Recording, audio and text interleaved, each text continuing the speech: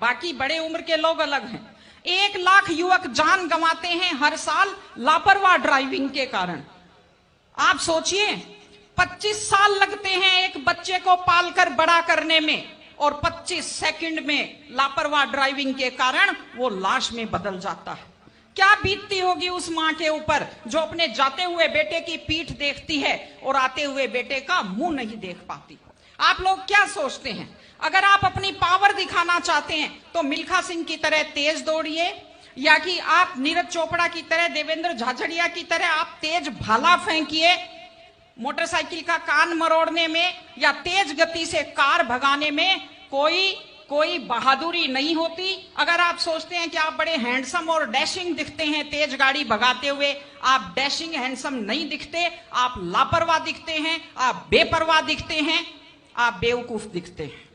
इसलिए कम से कम सड़क पर जब भी गाड़ी चलाएं, आप ध्यान से गाड़ी चलाइए। आपकी जिंदगी आपके माता पिता की भी है।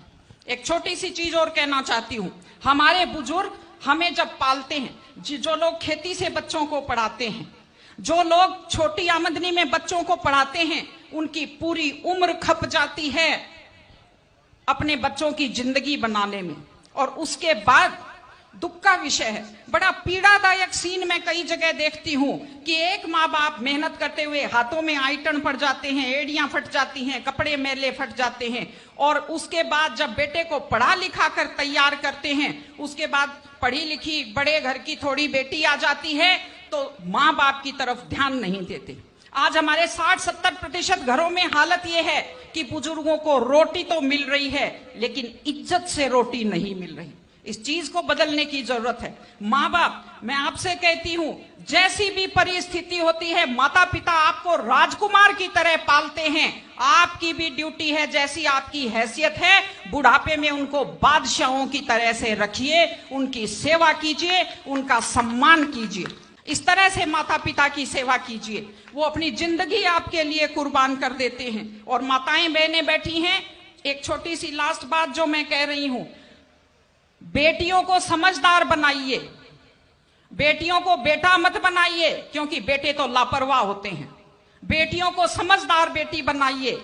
जब वो घर से बाहर जाती है तो उसको समझाइए कि वो साथ अपने घर की इज्जत लेकर के जाती है। बेटियों को समझाइए कि कैसे लोग मीठी मीठी बातों का जाल लेकर शिकारियों की तरह से घूमते हैं, और अपनी बेटी को संस्कार दीजिए कि वो जिस घर में जाए अपने सास ससुर की सेवा करे। आजकल मैंने नया ट्रेंड देखा है, बेटियां माँ मम्मी की तो बहुत चिंता करती है लेकिन सास की चिंता नहीं करती हैं। ये गलत चीज है। औरत घर की धुरी होती है। अगर वृद्ध लोगों की चिंता नहीं करेंगे तो हमारे वृद्ध लोगों को सुरक्षा कैसे मिलेगी, उन्हें सम्मान कैसे मिलेगा, इनकी जिंदगी खुश कैसे होगी।